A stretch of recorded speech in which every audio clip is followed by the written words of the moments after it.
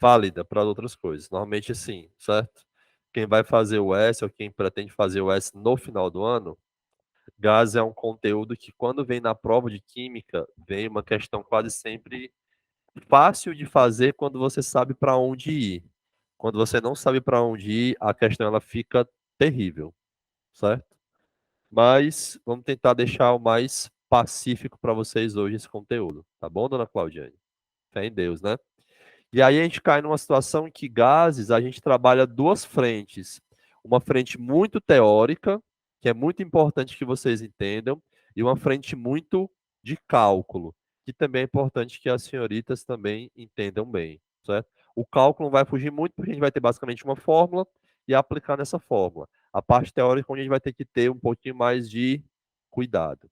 Quem fez a prova da UES no meio do ano viu que teve uma questão na primeira fase que era sobre teoria geral dos gases, teoria cinética dos gases.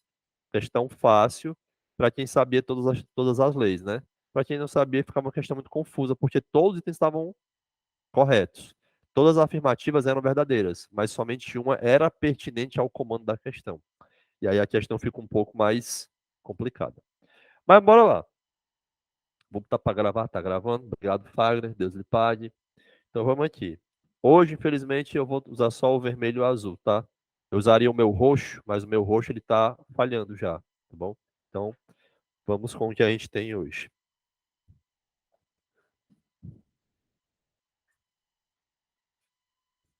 Esse passarinho vai cantar a aula toda, certo? E como a gente só tem aula de química nesse horário da tarde, tá? Então, vou tentar dar o melhor do pincel para vocês. Faltou só o apagador. Emilene, pega ali na... Você é funcionária. Pega ali na biblioteca o apagador para mim, por favor. Deus lhe pague. Gases. Para quem está em casa, a gente está no módulo 4, na página 360, 351. Vou ajeitar isso aqui que está me incomodando. Pera.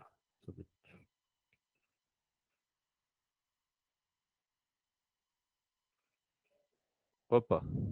Serve. É isso daí, serve. Não sei. Pelo ET? Pois é, o Nicola já foi capturado, né? Se pá, ela também. Pois é, e eu não pude fazer nada, quem dirá ela. Seguinte, criaturinhas, gases. Lá no começo da nossa jornada, a gente começou estudando estados físicos da matéria. Gases, sólidos, líquidos, tá? E aí eu falei que para algumas substâncias, a gente não tem essa substância se comportando como gás, e sim como vapor. E aí chega no meu primeiro questionamento para as vossas senhorias. Gás é diferente de vapor. Alguém sabe me dizer o porquê ou os porquês disso?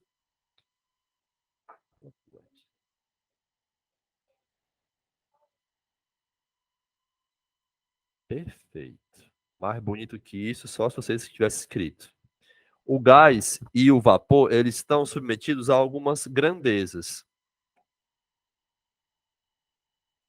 Pressão, a princípio, e temperatura. Normalmente, quando a gente está vendo mudança de estado físico, sólido passando para líquido, líquido para vapor, normalmente a gente está trabalhando só uma variável, temperatura. Estou fazendo um aquecimento ou eu estou fazendo um resfriamento. E eu mantenho normalmente o que é constante? A pressão. Só que eu posso ter transformações de estado físico mantendo a temperatura constante e só aumentando a pressão. E eu também posso ter mudanças de estado físico mudando pressão e mudando temperatura. Então vamos pensar um pouquinho. Alguém falou? Escutei um gato miando. Esquizofrenia bateu de pesada agora, foi? Todos nós? Foi o cheiro do álcool da sala, das provas que as adolescentes nunca viram. Mas, papo Santa Eterna, Santa Eterna. Seguinte, e vamos tentar imaginar do macro para o micro. certo? Digamos que a gente tem essa sala como nosso recipiente de amostra e a gente tem só gases aqui dentro, beleza? E eu digo que esse teto, ele é móvel, ele tanto desce quanto ele sobe, tranquilo? Não temos cadeiras, não temos objetos, só temos uma amostra de gases. Eu vou tentar manter a temperatura sempre a 20 graus Celsius. Eu consigo ter água líquida se eu colocar vapor de água aqui dentro, por exemplo. Eu consigo ter água líquida. Não, vou trabalhar outra situação, peraí.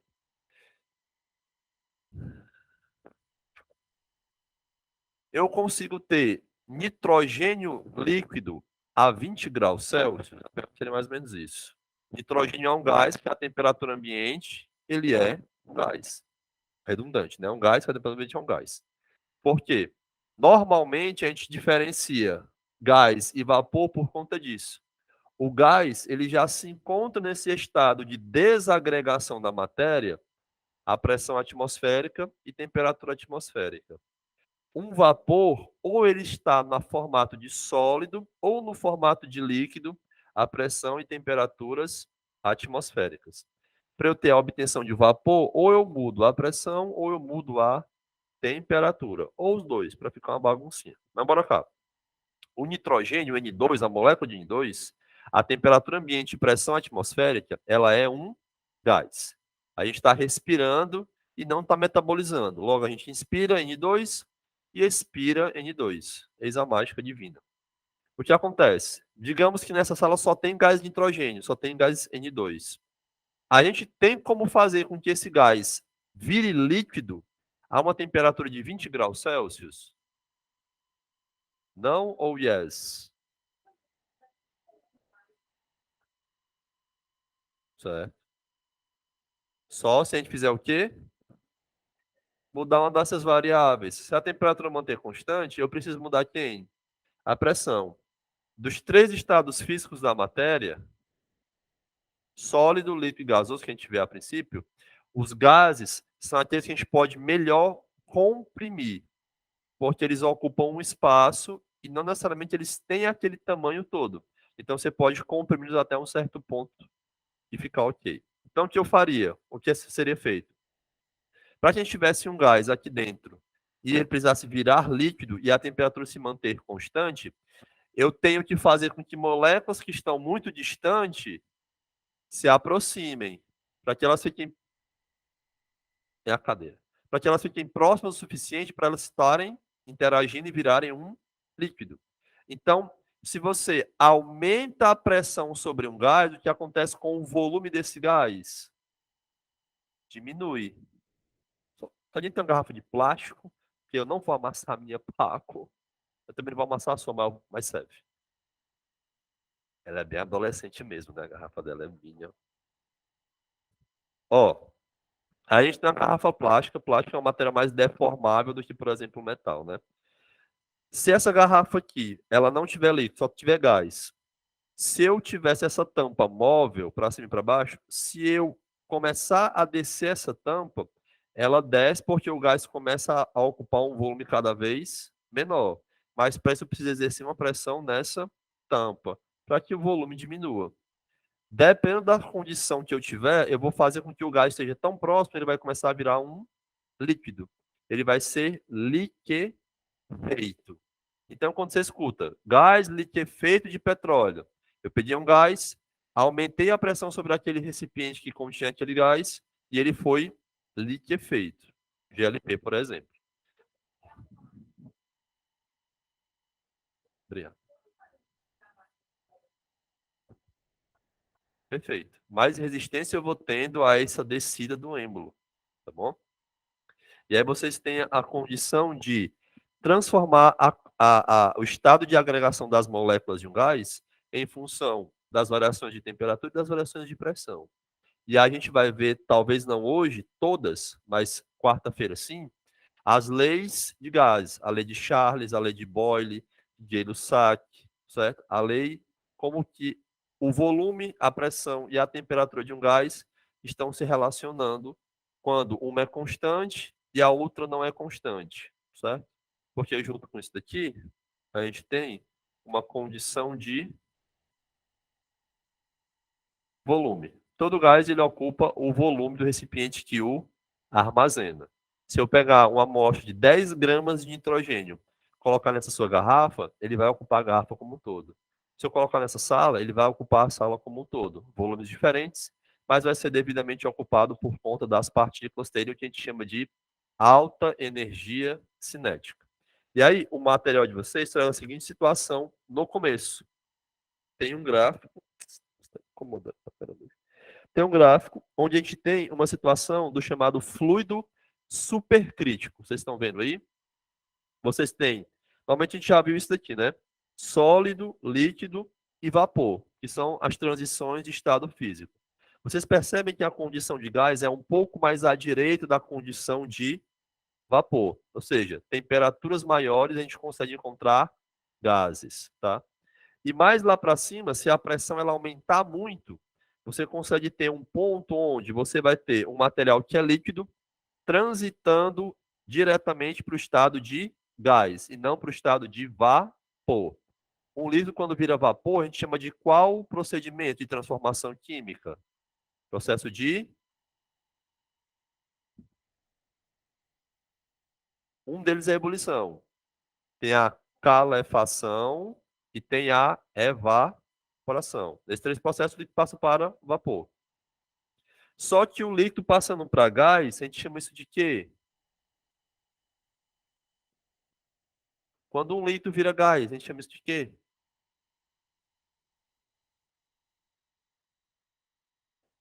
Eita! A seleção começou, a seleção começou. Não tá valendo a vaga de vocês ainda, calma. A gente nunca fala, né? Disse, qual o nome do termo que a gente usa na transformação de líquido para gás? É, foi demais para você.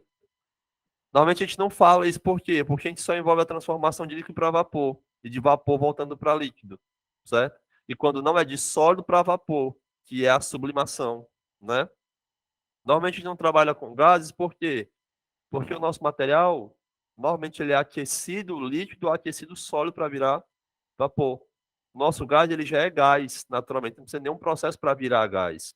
O que a gente faz é o seguinte, é aumentar a pressão e baixar a temperatura para ele virar um líquido. Processo de liquefação. Quando você tira essa pressão ou aumenta a temperatura, ele volta a ser gás automaticamente. E esse fluido supercrítico é como se fosse um líquido com as características de um gás. É um material a alta temperatura e a alta pressão. Nem é um líquido, nem é um gás. É uma coisa meio que um meio termo entre os dois. Mas não se preocupe que isso não vai ser cobrado dessa forma para vocês no Enem, tá certo? E aí você tem, assim como você tem o ponto triplo, que é o ponto onde você consegue encontrar o material no estado sólido, líquido e vapor, você também tem um ponto triplo para fluido supercrítico, líquido e gás, tá bom? Cada substância tem um ponto triplo específico. Então, cada uma tem um jeitinho desse gráfico ser diferente. Beleza? Doeu muito? Não, né? De boa. E aí, eu quero comentar com o senhor, com as senhoritas, como só temos damas hoje, uma situação bem à par. Gases. Gases reais e gases ideais.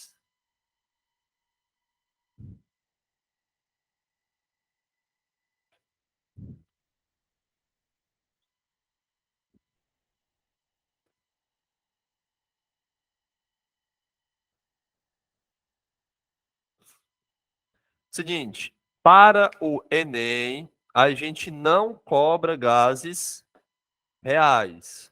A gente só trabalha em cima de gases ideais.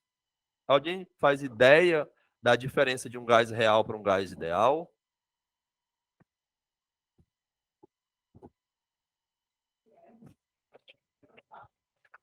Ele diz, não vê amanhã, não vê amanhã, não vê amanhã, mano. E aí, vamos devagarzinho, certo? Na natureza, o que existem são os reais. Mas a gente sempre trabalha dentro de um conceito de idealidade, de perfeição, para ficar com uma condição mais fácil de poder entender. Qual o formato de da molécula de um gás? É um triângulo? É um quadrado? É um círculo? É uma banana? É uma raquete de tênis? É uma maçã? É um pato? Eu falo formato assim, formato geométrico, assim, da geometria espacial. E aí? Uma bolinha. O ideal é ser um círculo, né? Então, pode no sistema alguém me desconfigurou. Seguinte, ó. Por que que eu pergunto isso? Vocês veem isso sempre no ensino médio, mas nunca ninguém se questiona. Ó, digamos que eu tô com um recipiente aqui, certo? Bem feinho o bichinho. Porque, né? Porque Deus dá, Deus tira, né?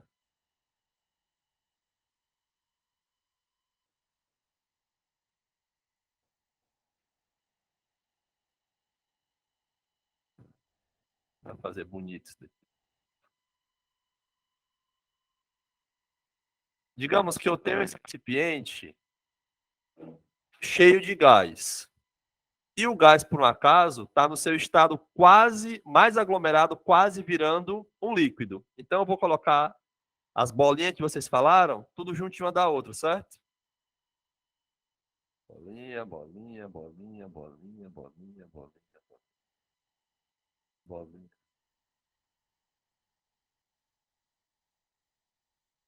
Não é legal mesmo, não, hein? Enfim, vocês já entenderam onde eu quero chegar, né? Se a gente admitir que o gás, todo gás é uma esfera, a gente fica meio que perdendo um pouquinho desse espaço entre uma esfera e outra. Se você pensar no tridimensional, várias esferas vão ter sempre uma brechinha entre as esferas. E eu estou dizendo que o gás ele ocupa aquele espaço. Só que ele não ocupa aquele espaço. Por quê? Você disseram que ele era uma bolinha? Todas as bolinhas, quando você coloca elas juntas, elas ficam com brechinhas entre elas. Então, uma situação que a gente vê nos gases reais, mas a gente dá uma maquiada nos gases ideais é essa. É esse espaço. Isso. Nos gases reais, a gente conta com essa diferença de espaço que os átomos não preenchem, que é preenchida por vácuo, né? Por nada. Já nos gases ideais, a gente ignora esse desvio de volume e admite que todo mundo é o gás. Para ficar o quê? Mais fácil o nosso cálculo. Beleza?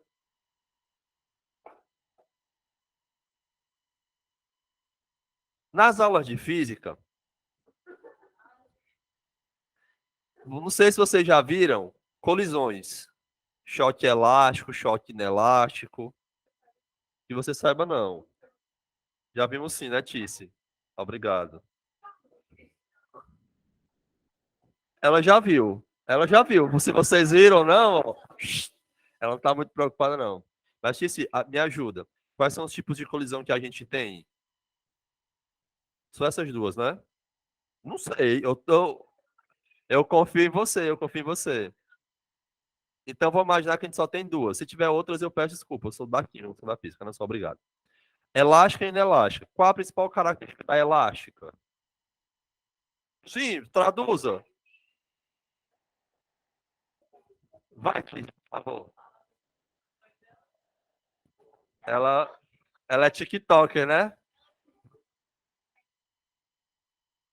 Pronto. Não há perda de energia das partículas quando elas colidem. Elas colidem e mudam o movimento para outro sentido com a mesma energia.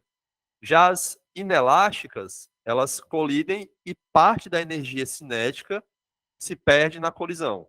É tipo isso, né? Se não for, vai ser a partir de hoje, tá dito. Eita, não, mas eu mudei a física, né? Vai complicar o povo que dá aula de física, né? Eu tô mudando a física assim do dia pro outro, né? Por exemplo, nos gases ideais, a gente admite o quê? Quando uma molécula de gás ela está vindo lá da baixa da égua e encontrar outra molécula de gás, elas a princípio elas nem se tocam, elas desviam o movimento sem se tocar. Ou então a gente admite que elas vão fazer o quê? Um choque elástico. Elas vão continuar com a mesma energia, só vão mudar o sentido dessa batida, do movimento, né? Isso para os ideais. Para os gases reais, na hora que as moléculas vêm, elas colidem e perdem um pouco de energia. E aí você vai tendo ganhos e percas de energia. É, isso aí mesmo, pode crer. Vão tendo ganhos e perdas de energia. Isso para os gases reais. Para os ideais, não. Toda colisão ela é perfeita. É tanto que quando vocês forem fazer isso daqui, ó, por exemplo, lá mais na frente, certo? Não tem essa fórmula aqui, ó. PV igual a N RT, né? Que tem duas frases para você decorar isso daqui. Se você for do bonde Ceará Amor, calma, viu? Calma. Eu vou dar do Leão da Tuf, calma. É poderoso vovô, não respeita o tricolor. É, pode crer. Agora, se você é do bonde Leão de Aço, é pobre vovô, não resistiu ao tricolor. Tem as frases pederastas que eu prefiro, para minha sanidade mental, evitar de comentar com vocês, certo? Não sei não, não sei não, certo? Essas duas estão ótimas, poderoso vovô e pobre vovô, certo? Vocês vão perceber o quê? Quando você faz o cálculo, qual é a pressão quando eu tenho uma situação assim, assim, assim, assado? Aí você vai achar, poxa, a pressão é de 11 atm, certo? 11 atm, dá um número fixo. Na prática, esse número não é fixo, ele fica variando. 10,9, 11, 11,2, 11,1, 11,3. Por quê? Porque as partículas elas estão em movimento. Só que, em média, a pressão ela vai ser de quanto no recipiente? 11. Então, para facilitar a nossa vida, a gente admite que está um número constante. Mas a pressão não é constante, tá certo? Eu vou mostrar um site para vocês.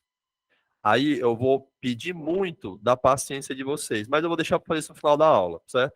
Eu vou mostrar esse site para vocês e vou colocar no grupo pessoal que está em casa. É um site que a gente pode brincar um pouquinho sobre as condições de comportamento de gases. Não sei se vocês já viram, mas é o PEF.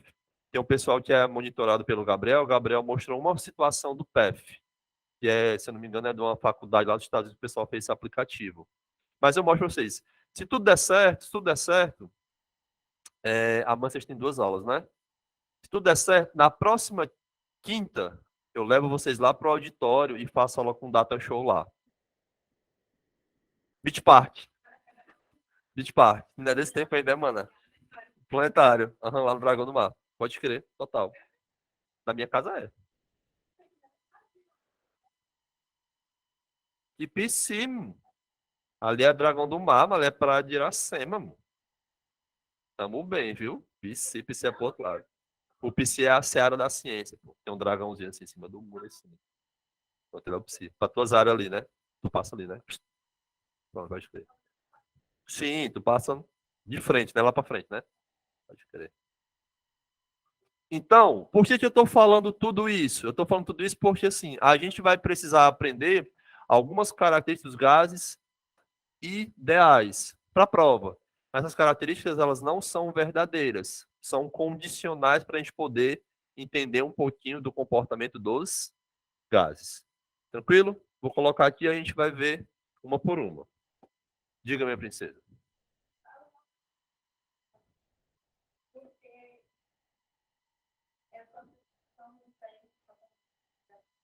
Certo? E as colisões? Elas, a gente admite que elas são elásticas, tá bom? E aí o que acontece é o seguinte: o pessoal resolveu fazer isso aqui, ó, a teoria cinética dos gases.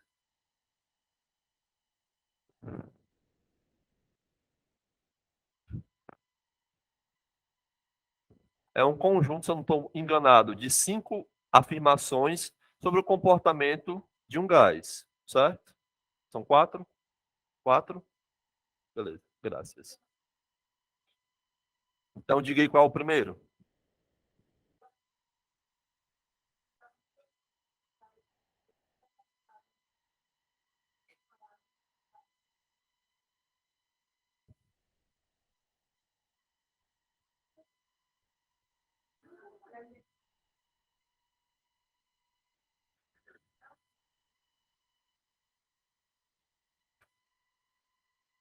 Por que isso aqui mesmo, pessoal? Porque o espaço vazio de um recipiente que contém o gás é muito maior do que o espaço que o gás ocupa no recipiente.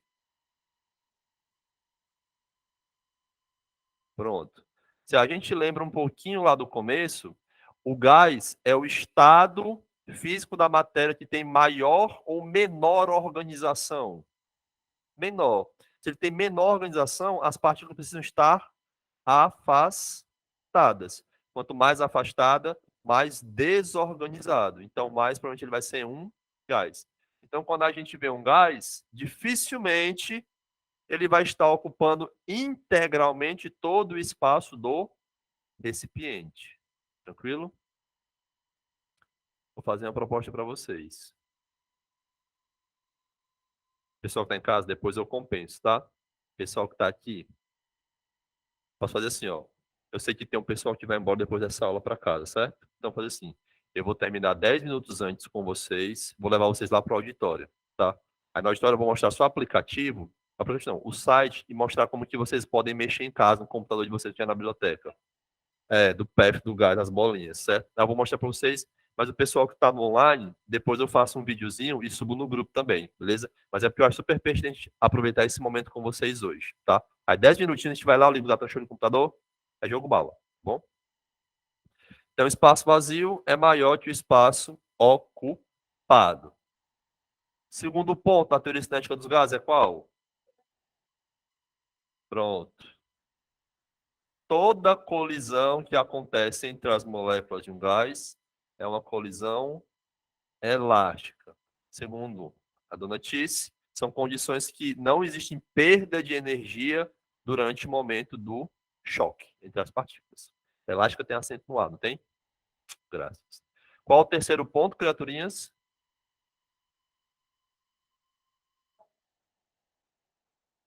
Pronto.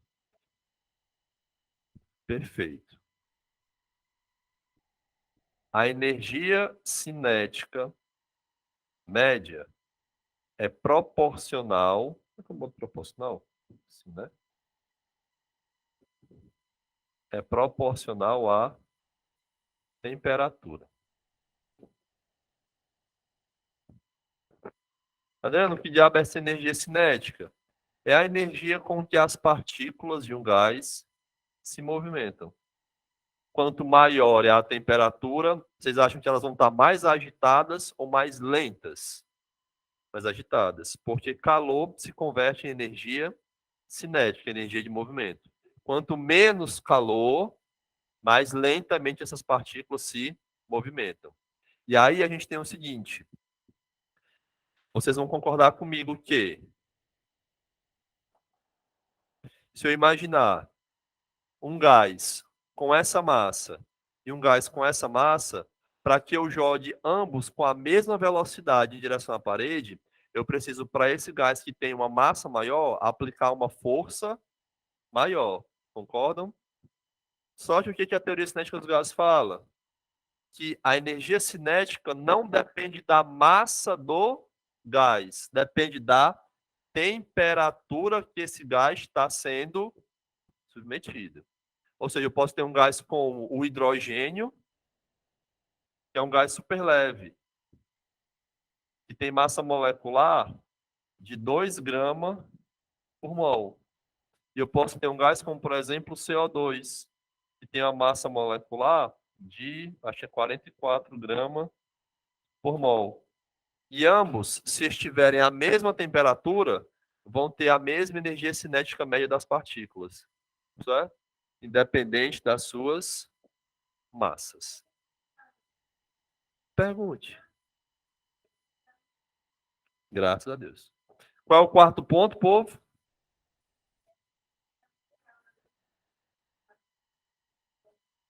Isso corrobora com qual dos 3 pontos anteriores? Qual? Bota fora. Isso. Se a colisão é elástica, eu não posso ter interação de um gás com o outro. Porque se eu tiver interação, parte da energia se perde, né? Perfeito.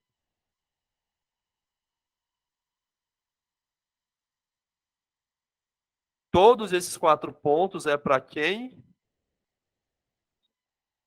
Que é o que vai cair na prova de vocês.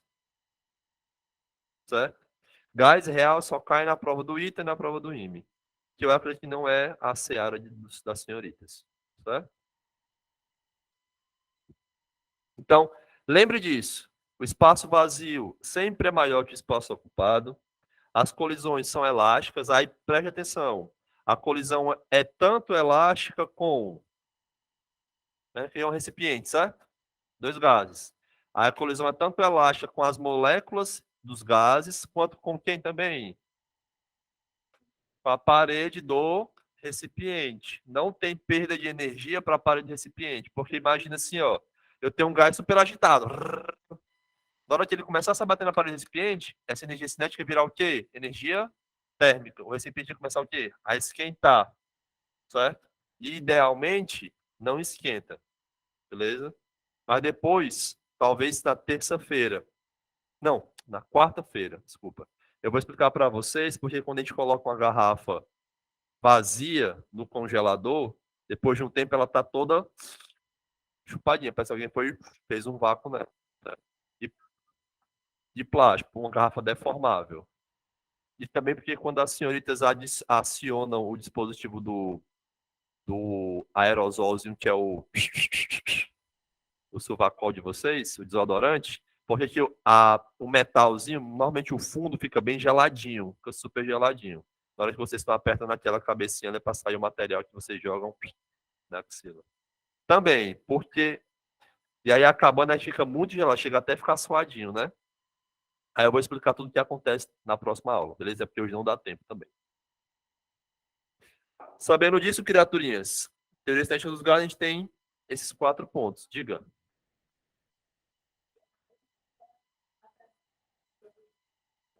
Não necessariamente. Porque assim, ó, você está vendo os dois recipientes, ou você está vendo gases em recipientes diferentes. Se eles estão à mesma temperatura, eles estão à mesma pressão, pronto. Não, estou tentando entender o que você perguntou. Os volumes, V de A é igual a V de B? Os volumes são iguais?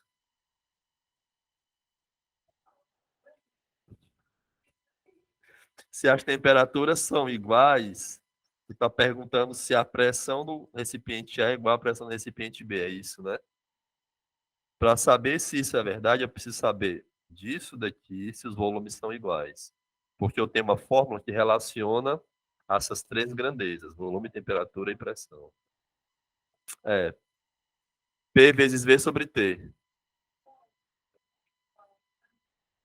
Aí é a lei do geral. Mas eu tenho PV sobre T. P vezes V sobre T também. Tá? Mas calma, a gente vai chegar nesse momento, tá bom?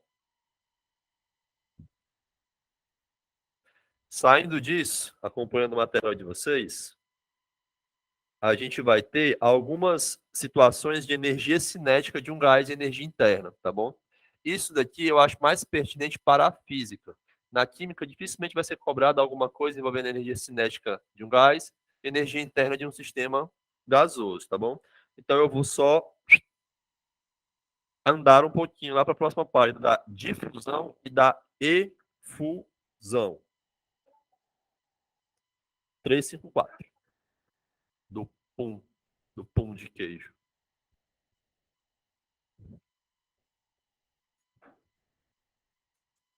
Difusão versus efusão. Nada se difunde tão bem quanto um gás. Não sei se vocês perceberam, mas o pessoal que chegou primeiro percebeu. A sala estava com um cheiro super forte, né? Porque provavelmente alguma coisa muito volátil, que é um gás, se dissipou na sala inteira. Eu aqui perto do computador estava sentindo, as adolescentes perto da porta estavam sentindo, as meninas aqui no meio da sala também estavam sentindo. Ou seja, esse cheiro se difundiu pelo ambiente todo, ou seja, ele ocupou de maneira total o ambiente. A gente faz uma pergunta bem biológica para vocês. Por que a gente não está mais sentindo esse cheiro? Foi para onde? Ele tá faltando aula, o cheiro? O cheiro não gostou da aula. A gente respirou ele. A gente respirou essas partículas desse gás que estavam no ar, tá lá no nosso pulmãozinho agora. É assim que as pessoas ganham câncer de pulmão. É, olha o presente, né? Não, o peido não, porque senão tava todo mundo dodói, né? Rapaz, tem uma pessoa ali que já tinha me deixado morto já. Que ela se garante. Não, ó, vamos devagarzinho. A gente não está sentindo mais esse gás, porque esse gás já está interno nosso. E como ele é pouca, mas ele se dissipa bem no ambiente, está no nosso pulmão. E a gente não está mais conseguindo sentir. E também tem outro ponto. Você já viu aquele caso que você tomou banho, né?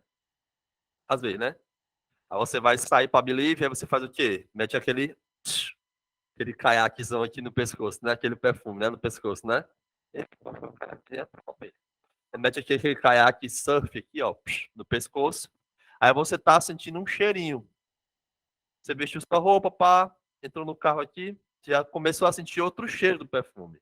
Porque o perfume tem várias notas. Tem, se não me engano, são 3 estágios do perfume, certo? A de entrada, não sei o que, e a de fundo. Como assim? Como a gente faz perfume? Só que chega num ponto que você, por exemplo, cheguei na Believe, você não tá mais sentindo perfume nenhum. Só que na hora que você chegou, o Fábio falou assim: Eita, perfume cheiroso. Aí você, não tô mais nem sentindo. Não tem muito dessa, tipo, eu não tô sentindo meu cheiro e a pessoa tá sentindo meu cheiro. Porque o nosso olfato, ele saturou com as partículas do perfume. E não tem mais receptor para esse cheiro. Só vai ter para os próximos cheiros.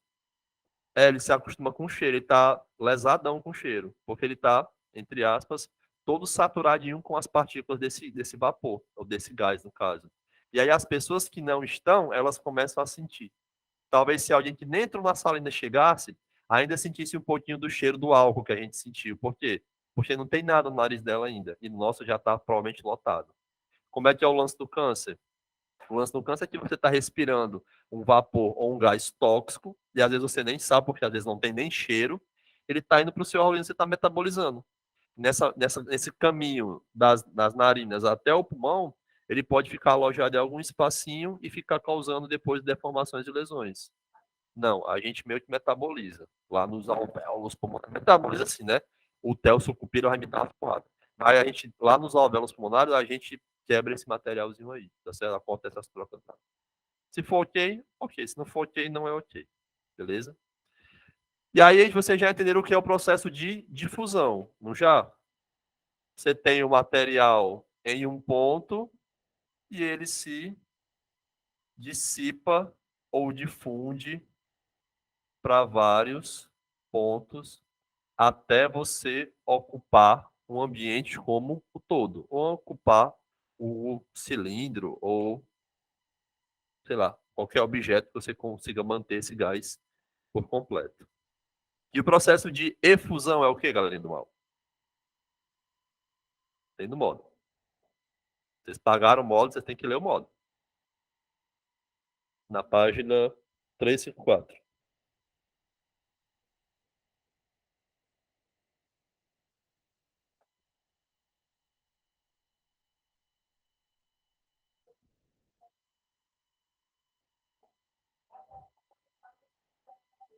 Pronto.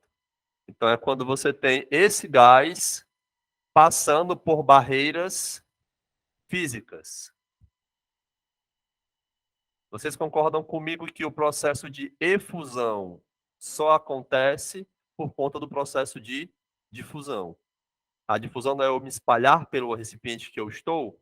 Se eu espalho, eu posso atravessar as paredes nesse ambiente, se elas forem possíveis de serem atravessadas, tá certo? Então, difusão é isso, e efusão, porque você acabou de falar, atravessar paredes ao longo do recipiente que os mantém, ou que mantém aprisionado esse gás, certo? Sabendo disso, vocês vão concordar comigo que um gás pesado, tipo CO2, que não é tão pesado, mas para o nosso exemplo vale, ele tem uma fácil difusão ou uma difusão dificultada pela sua massa molecular? Vamos lá, eu tenho dois gás, certo? Eu tenho o gás A e o gás B. Coloquei um potinho dos dois aqui no quadro para a gente ver a brincadeira acontecendo. Eu sei que o gás A ele tem um cheirinho doce, adocicado. E o gás B tem um cheirinho, deixa eu ver aqui, salgado, né? Aí lasca, né? Deixa eu dizer aqui, um cheiro amadeirado. Eu li seu pensamento. Amadeirado, um cheiro mais de almíscar, sabe? E aí eu digo que o gás A, eu tô todo mestre da perfumaria, né? Eu digo que o gás A, ele tem uma massa molecular de, sei lá, 4 gramas por mol, beleza? Fazer bonitinho para não ficar tão bagunçado. Mais do que já tá. A massa molecular de A é de 4 gramas por mol. Enquanto que a massa molecular do B é de 73. Não, vou botar assim. É de 400 gramas por mol. Para aloprar mesmo. Vocês acham que do cantinho que vocês estão, eu coloquei esse gásinho A e o gásinho B aqui, o recipiente, né? Vocês acham que vocês vão sentir qual o cheiro primeiro? O cheiro doce ou o cheiro amadeirado?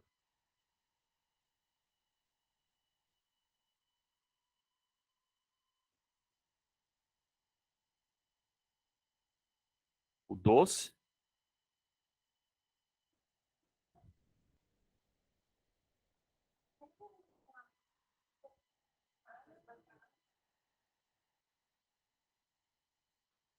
e a energia cinética, que é proporcional só à temperatura, mas ainda assim é a energia cinética média. Então, provavelmente, as senhoritas consigam sentir primeiro o doce. Ou então, é como se eu falasse assim, ó, vou estar tentando não cometer um sacrilégio com vocês. Vocês vão sentir os dois. Vão chegar para vocês os dois. Tentar falar. Só que o doce vai chegar mais partículas para vocês. Porque o doce tem uma velocidade cinética, por ser menor, a massa atômica dele, maior. É como se fosse assim, ó. Por ele ser mais leve, a difusão dele é mais rápida, é maior. Então vocês vão sentir o doce mesmo. Vamos ficar assim, certo? Vocês vão sentir o doce primeiro, para não confundir vocês. Mas se você olhar a teoria cinética dos gases, se você pegar os dois gases, a energia cinética média é igual para os dois. Só depende da temperatura que eles estão, não depende da massa molecular. Mas se eu colocasse nessa sala, o doce ia chegar para vocês primeiro. Ou, em outras palavras, ia chegar mais quantidade do aroma doce para vocês do que do aroma amadeirado. Isso, também. Né? Então, se eu pegar aqui, ó, o pessoal normalmente faz isso daqui, ó. Pega um cilindro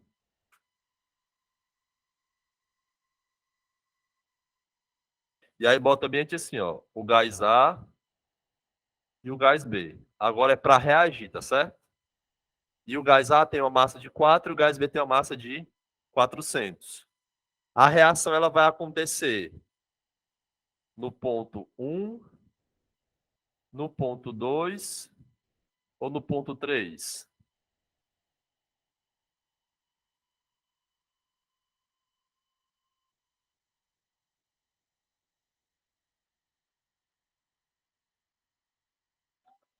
Pronto, eu coloquei os dois gases, né? O gás A e o gás B. Só que agora não é para você ter a sensação olfativa, é para você ver a reação acontecendo, tá? E aí eu coloquei o gás A na extremidade da esquerda e o gás B na extremidade da direita. E eu estou perguntando o quê?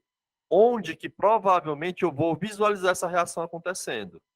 Nesse ponto 1 do tubo, no ponto 2 do tubo ou no ponto 3 do tubo? Eu vou botar outro ponto aqui.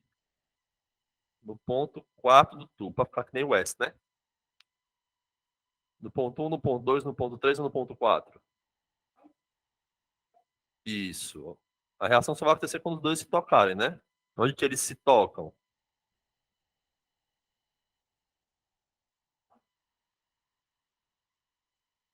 Do 5, né? Nem tem, né? Você é covarde, viu? Ó, a reação, ela vai acontecer aonde? No 3. Porque o A não é mais leve, então a difusão dele tem uma velocidade maior. Ele vai se difundir mais rápido, ele vai ganhar espaço. E quando ele chegar por aqui, o B ainda está chegando aqui, ó. Física, né? E aí vai acontecer a reação por essa. Vai começar a reagir por aqui assim, ó. Certo? Tem o exemplo que é o mais clássico disso. Eles pegam um tubinho de vidro, colocam de um lado um gás, que é uma base, e do outro lado um gásinho que é um ácido. E coloca esses gases para andar. E aí você vai ver que mais perto do gás mais pesado vai começar a fazer um salzinho. Vai ficar esbranquiçado o tubinho de acrílico. O tubinho de acrílico. A língua desprende. Certo? Então, quanto mais pesado, quanto maior é a massa molecular do meu material, menor é a velocidade de difusão. Isso aí traz para a gente o quê? Lei de Graham. Tá? Vou colocar aqui para a gente. Se eu colocar aqui embaixo as linhas aí de trás, enxergam? Enxergam, né? A lei de Graham faz assim, ó. Velocidade de difusão do gás 1 sobre do gás 2 é igual a raiz quadrada da densidade do gás 2 sobre a densidade do gás 1. Você está no módulo, certo? Ah, Adriano, mas ele não deu densidade, ele deu a massa molecular do cidadão. Não tem problema. V de 1 sobre V de 2 é igual a raiz quadrada da massa molecular de 2 sobre a massa molecular de 1. Sabe como que seria uma situação muito complicada de uma questão dessa? Ele daria o tamanho do cilindro, o raio do cilindro para você calcular o quê? Volume, certo? Daria as massas moleculares e perguntaria em que ponto do cilindro, em relação a reação começa a acontecer. Você teria que ver a velocidade, né? Você achar a relação da velocidade, ia fazer aquele cálculo da física de dois corpos vindo de encontro, né, ao outro. E você ia ter o espaço disso daqui. E aí você ia calcular em que momento eles se tocariam. Isso seria uma questão, certo? Que você tem uma razão de verdade. Posso, você gosta de um negócio difícil, né? Vou procuro. Ou então eu invento, certo? Não sei se vai ficar certo, mas eu vou tentar inventar. Mas eu tento fazer. Normalmente, o que os livros perguntam? Qual é a relação da velocidade de difusão dos dois gases? Aí, se você mete assim, poxa, 400 sobre 4, né? É 100 vezes o gás A é 100 vezes mais rápido que o gás B. Só que não é, porque é uma relação de raiz quadrada. Ficaria assim, ó. V de A sobre V de B seria igual a raiz quadrada de MB sobre MA. V de A sobre V de B seria a raiz quadrada de quem? 400 sobre 4. 400 sobre 4 dá 100, né? Raiz quadrada de 100 é quanto? 10. Então, a velocidade do A é 10 vezes a velocidade do B. Ou seja, A é 10 vezes mais rápido que B e não 100 vezes, certo? Porque é uma relação quadrática. Tranquilo isso? Na UES, caso uma questão dessa, era só você jogar na fórmula. E acabou. Beleza? Deixa eu ver que horas são. Deixa eu ver se é meu celular. Mas cadê meu celular? Ah, eu botei pra carregar, não foi? 6h30? Então eu tenho mais meia hora, não é isso? Beleza. Pessoal de casa, tranquilo? Ninguém falou nada, então eu acho que tá de boa, né? Aí você tem depois as variáveis de estado de um gás, né? Pressão, temperatura e volume, tá?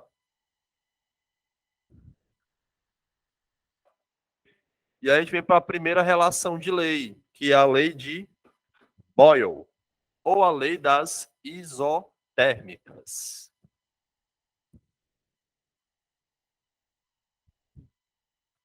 Seguinte, galerinha, ó.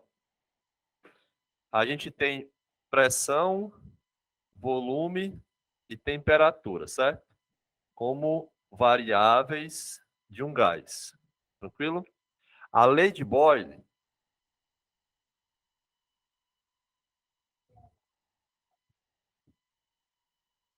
a temperatura ela é constante. É uma transformação gasosa quando a temperatura é constante. Só dando um toque para vocês. Quem vai fazer o S, a UES já chegou a perguntar o nome da lei numa prova. Tipo, sei lá, lei de Boyle, de Charles, de Gay-Lussac, para vocês verem o nível como as questões são, certo? Mas para o Enem, não. Para o Enem basta você saber aplicar. Hoje já acontece quando a gente tem uma temperatura constante, pressão e volume. Eu não falei para vocês que quanto maior a pressão em um gás, menor é esse volume? Né? Então, toda vida que eu aumento a pressão em um gás, acontece o quê? Uma diminuição do volume. A lei de Boyle, ela trabalha sempre com uma temperatura constante. Então, se você imaginar uma condição inicial e após isso uma condição final, a gente tem o seguinte caso: pressão inicial vezes o volume inicial é igual à pressão final vezes o volume final. Exemplo: eu tenho um gás que está a uma pressão de 10 atmosferas e ele ocupa um volume de 2 litros, certo? Aí a questão diz assim: qual é o novo volume ocupado se a gente dobrar a pressão já pré-existente? Se a gente dobrar a pressão, ela vai de 10 para quanto? 20 vezes VF. 10 vezes 2, 20. É igual a 20 VF. Logo, VF é igual a quanto? 1 litro. Mas calma, porque a fórmula, qualquer cachorro velho safado aplica, né? É só ele estar olhando. Eu quero que vocês pensem. Eu tenho esse volume aqui, ó. 2 litros. Tá uma pressão de 10 nesse êmbolo aqui, certo? A pressão, ela fez o quê? Ela dobrou, né? Ela dobra de 10 para 20. Se a pressão dobra, ela faz isso daqui no volume, não faz? O que aconteceu com o volume? Diminuiu. Não diminui proporcionalmente? Então, se a pressão dobra, o volume cai pela metade. Se a pressão aumentasse 10 vezes, o volume cairia 10 vezes. Por quê? É diretamente proporcional.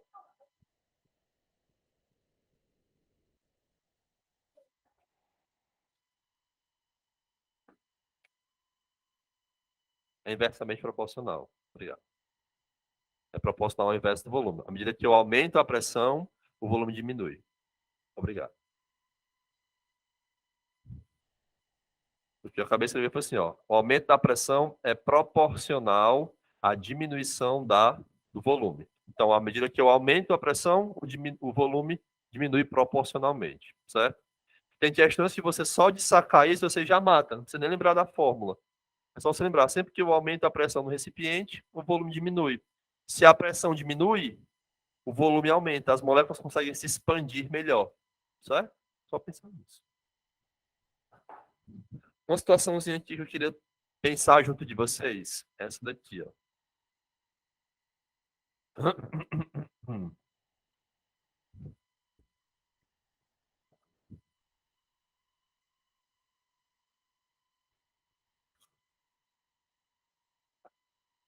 Imaginemos que a gente tem um cidadão aqui a nível do mar, ok?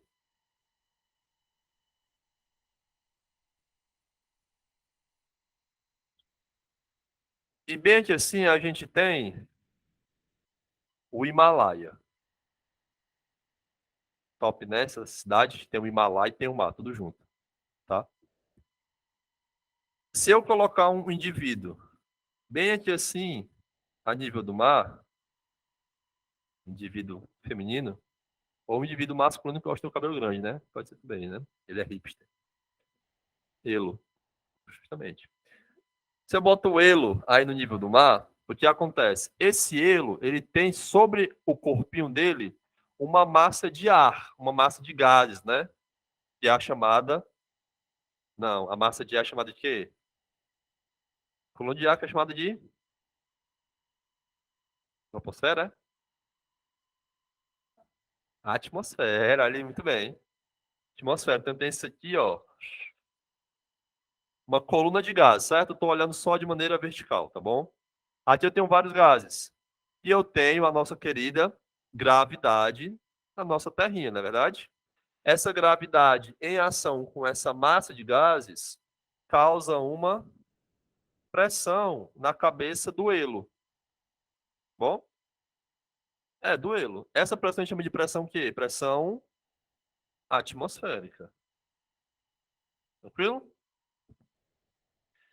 Vamos imaginar que eu tenho um gás e esse gás está se movimentando. Se movimentando não, ele está sobre essa pressão, então ele está ocupando um certo volume. Eu vou dizer assim, ó, eu tenho um recipientezinho aqui com gás e esse recipiente tem um volume A, VA, certo?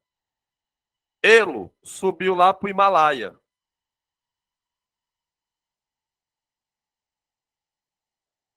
A camada de gás sobre o corpinho do elo é menor, né? Então eu tenho uma massa pressionando o elo também menor. Aqui eu tenho quem? Também uma pressão atmosférica. Aqui eu vou chamar de pressão atmosférica A e aqui eu vou chamar de pressão atmosférica B. As senhoritas acham que a pressão atmosférica é maior a nível do mar ou lá no Himalaia? A nível do mar. Logo, o que acontece com o volume desse recipiente, que eu digo que ele é fixo, ele é móvel, certo? Quando o Elo pegou esse recipiente e levou lá para o Himalaia, o volume fez o que dele?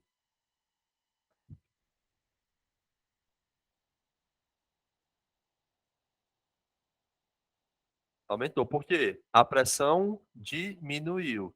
Entendo que a pressão ela é uma barreira para que as coisas se expandam. Quanto maior a pressão, mais as coisas ficam compactadinhas. Quanto menor a pressão, menor a resistência para a expansão. Então as coisas se expandem. Então é por isso que no Himalaia o ar é rarefeito. O que significa um ar rarefeito? Com baixa concentração de gás oxigênio. Por que é baixa a concentração de gás oxigênio aqui? Porque a pressão ser é pequena, o gás ele consegue escapar com mais facilidade. Ele não fica tão concentrado no ar que você está respirando, certo? E também porque tem o quê? Uma coluna de ar menor. Tem menos oxigênio aqui em cima, tá bom? Então é esse o fenômeno do pessoal. É por isso que o pessoal ele usa panela de pressão para cozinhar feijão nos Andes, no Himalaia. Porque não dá para cozinhar o feijão, não, perdão. Usa panela de pressão para cozinhar arroz no Himalaia e nos Andes. Porque não dá para cozinhar numa panela convencional. Por quê? Lá a temperatura que a água entra em ebulição não é 100. Entra em ebulição, sei lá, a 70. E a 70 o caroço do arroz não consegue amolecer. E aí coloca na panela de pressão, que eu tenho uma pressão muito maior do que a pressão do próprio Himalaia, e aí a água é obrigada a ferver a 100 graus ou um pouco mais de 100. E aí o caroço do arroz amolece, que nem amolece aqui numa panela convencional pra gente, certo? Mas isso é para a popularidade coligativa. Diga.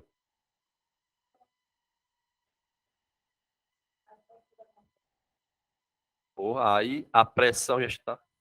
Sim. Como que seria, por exemplo, a nossa caixinha? Digamos que o Elo foi lá para as Fossas Mariana. Ele tá lá na Baixa da Égua agora, se lascou. Abaixo do nível do mar. Digamos que não tem a coluna de água, né? É só isso daqui de ar. Ele tá lascado, gigante. Como que seria essa caixinha? Grandona ou pequenininha? Pequenininha, certo? É só para vocês entenderem como é essa relação volume-pressão. Pressão aumenta, o volume do gás ele é comprimido. A pressão diminui, opa, eu não tenho tanta resistência, não consigo expandir, o volume aumenta. Foi o que o menino Boyle, ou Boyle, se você for brasileiro raiz, afirmou na fórmula dele. Pressão inicial vezes volume inicial é igual a pressão final vezes volume final. A fórmula é chata, eu prefiro entender o que está acontecendo. Temperatura constante, PV, PV. Certo? Tranquilo? Tranquilo. São que horas?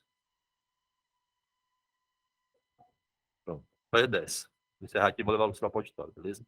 Povo de casa, foi um prazer estar com vocês hoje. Prometo que eu vou dar esse suporte no grupo, fazer um videozinho, vou colocar o site para vocês, tá? Agora eu vou levar o pessoal daqui lá para o auditório para a gente poder ver o negócio que eu quero mostrar para vocês. É rápido e prático, tá? Se alguém já puder ir na frente, pedir o controle do Data Show e ligar o computador, pedir para ligar o computador, agradeço. Tchau.